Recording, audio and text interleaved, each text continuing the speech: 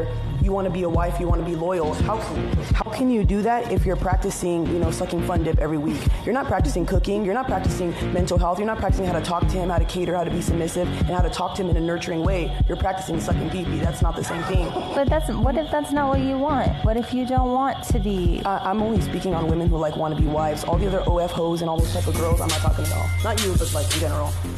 Okay, so I'm gonna ask you some, more questions or whatever.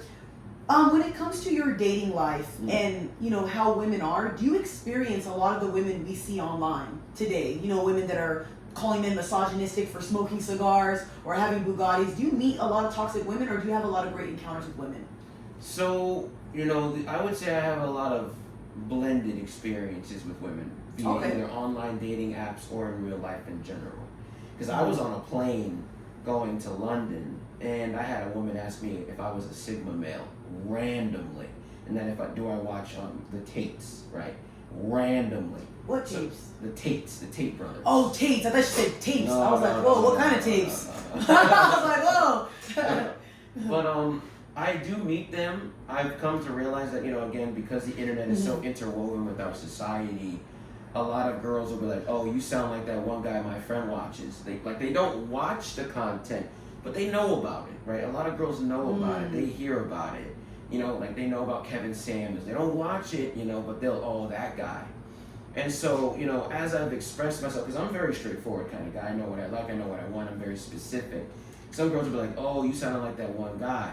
Right? Now, mind you, they're not this misandrous woman per se. And I've met my fair share of those women. Oh, you being a misogynist. Oh, men trying to control women. Because I remember I told a girl, look, if I'm going to be this traditional man, I need you to be a traditional woman. Don't ask for traditional behavior and not act traditional. I think that's a fair exchange. That makes you misogynistic? That's insane. What? Right. That's having values, man. Yeah. Or I was at work one time, and I work in a place where it's 95% women.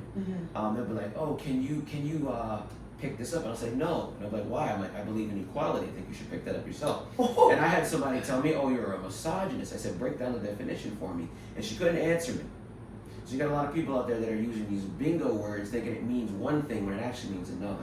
Exactly. So it's out there, you know what I mean? It's out there. But I would say about 90% of women know about it, but they don't watch it. I would say about maybe 15 really know what's going on, but the majority just hear about it, because I noticed that they'll use, even my mother will use the word misogynist. I'm like, what does that word mean? And she doesn't even know. So it's in the society, but there's no concrete breakdown, fortunately. Exactly. I have another question. When it comes to a lot of women that you've came across, do you feel like you are heard and valued by any of the women in your life? And what's the reason why you feel like they can't understand you? Because I've noticed a lot of women, when I talk to them or say I counsel some of them in a non-disrespectful way, a lot of them will say things about men, but I don't feel like they understand men, like their values, what they think about, their thought process, and how we're set up differently. So do you feel like women actually understand you, or you feel heard or valued? Women don't have to understand men. Jeez. Women never did, because we were always there. This is the first time in history that men have decided to disconnect, because women have now taken the place of the leader, right? So my dad would always say, for a man, we have to know game. We got to dress well, smell good, look good. We have to have everything, these checks and balances. Whereas a girl, she can be homeless as long as she got a big booty and look decent. A man will come up and pick her up. She didn't have to do anything but exist. And because a lot of women, all they have to do is exist. I mean, hell, if you go on Instagram, a woman just picking up a piece of tissue off the floor, she'll get 1,000 likes in a second. That's so true. So whereas a guy, if I do the same thing, I won't. Which tells me society values me for one thing and girls for another. Girls have their inherent value, men do not. So because of that, women don't have to understand anything about a man. The only thing that they do know is that we want them for their physicality. That's why they augment that. That's why they'll get surgeries. That's why they'll wear, clothing of a certain, because it gives them a certain energy, right? It makes them feel powerful. A girl's superpower is her beauty and her attraction, and they'll utilize it to gain a man. They don't have to know all this stuff. So that's why I feel like when you sit down with a woman and you ask them, what do you know about men? They'll say everything about the physicality, but they won't know what his birthday is. They don't know what his favorite color is. Oh, he likes that kind of song. Sad. Oh, he likes the smell of lavender. They don't need to know these things. Why do I need to put rose petals on the floor for my man? He's supposed to do that for me, right? It's this kind of mentality, right? So girls, again, don't really have to know because they don't have to know. Majority don't care. And I have a question. Does that sadden you in any way? Because, like, me hearing this kind of hurts my heart. I don't know, like, there's no way I would want to be with somebody who didn't understand me as a person. And I feel like, especially with us doing content creating, people don't understand how hard it is to date people and, you know, feel valued and all that. You don't know who's really for you. So for me, I want to make sure that I make a man feel valued and heard and loved. So do you feel valued? No, I do not. And then the thing is in the beginning you feel like crap because you realize it was a lie. You thought that you were on the same equal playing field, and you realize that society doesn't care about anything other than what I'm able to create and do with my hands, right? So in the beginning it's sad, and even right now it's like, damn, that sucks. But Yeah. as a man, you realize that you have a role, and women have a role, and the more you start to fill that role, the more you start to understand that, you know, I'm not supposed to be liked in the way that a woman is liked, so I shouldn't expect that to be, right? You know, and in this world we try to make everything the same, but in doing so forget the differences in the middle, and that creates a lot of strains on men. You know, because I know guys that'll try to be nice even more, and you know, to spite me, and then they'll come back and say, Spider Guy, I don't understand. I was a gentleman. I did everything. Why do I feel this way?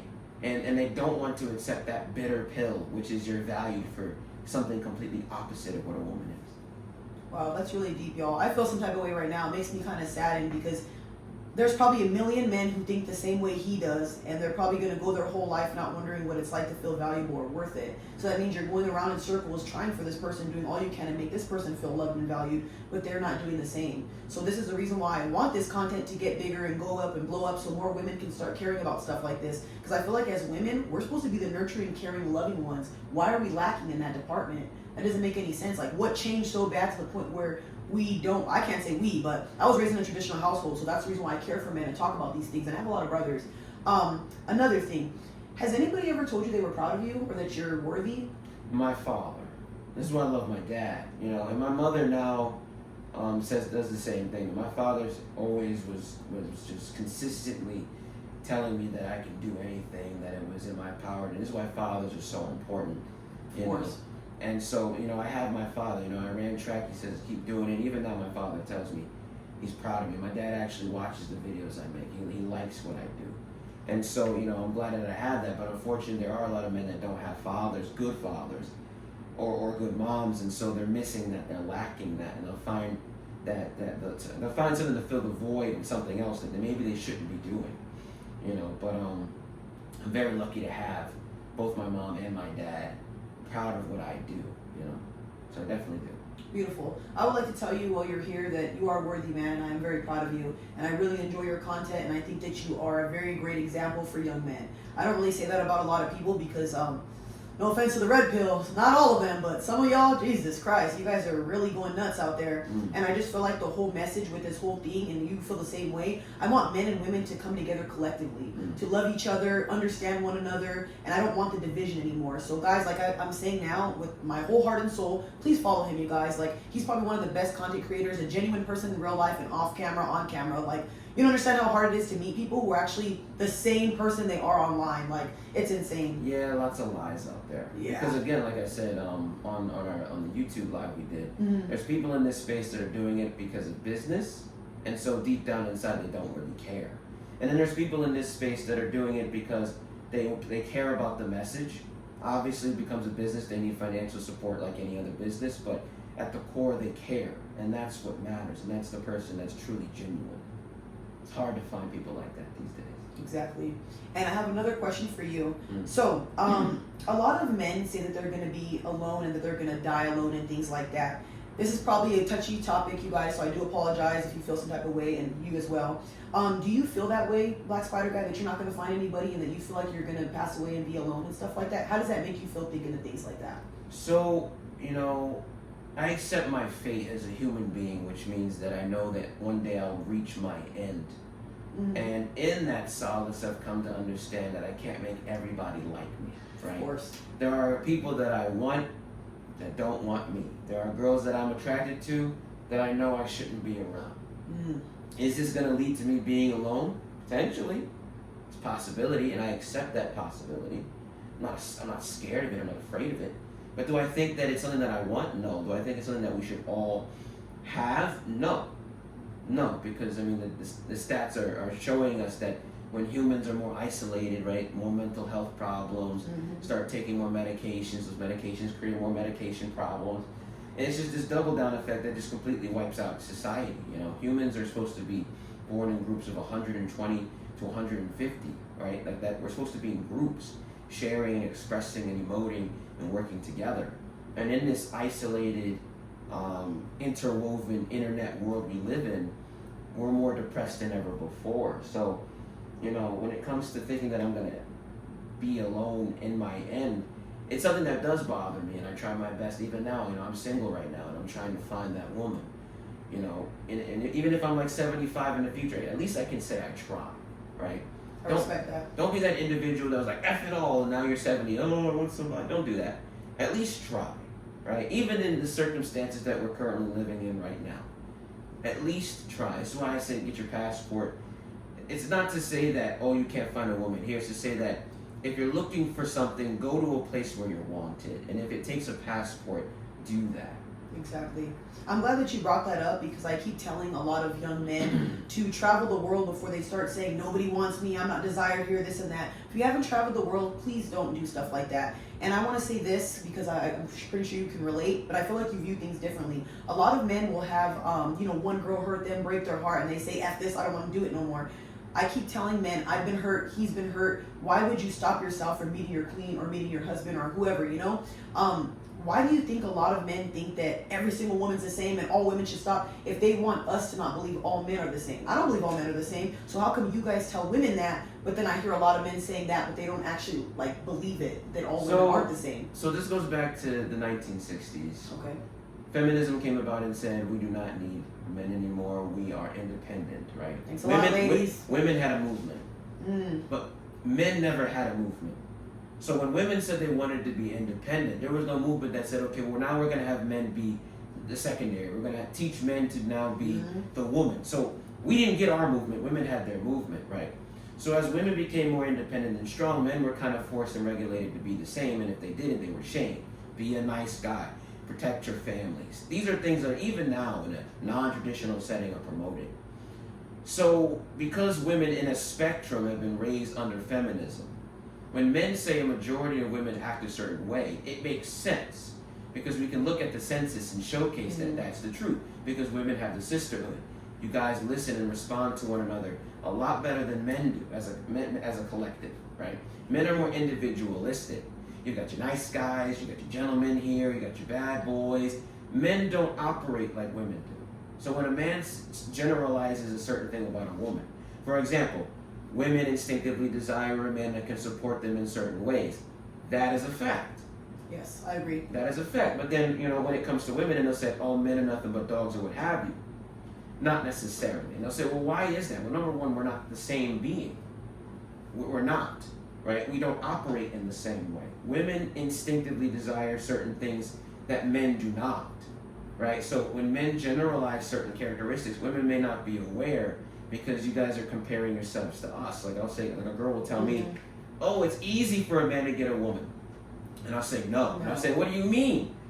And because women only specifically select certain men, and those certain men give them a perspective, and they ignore the majority of men, they think the majority of men are this way. But see, most men talk to most women. Most women don't talk to most men. Ooh. Okay? So because of that, when men generalize, it makes more sense than women generalizing, because women only talk to a specific number of men, whereas men talk to a large majority of women. I could agree with that. I have another question for you. As far as social media, you mentioned before that, you know, a lot of depression and stuff is at an all-time high, things like that. You're also a content creator.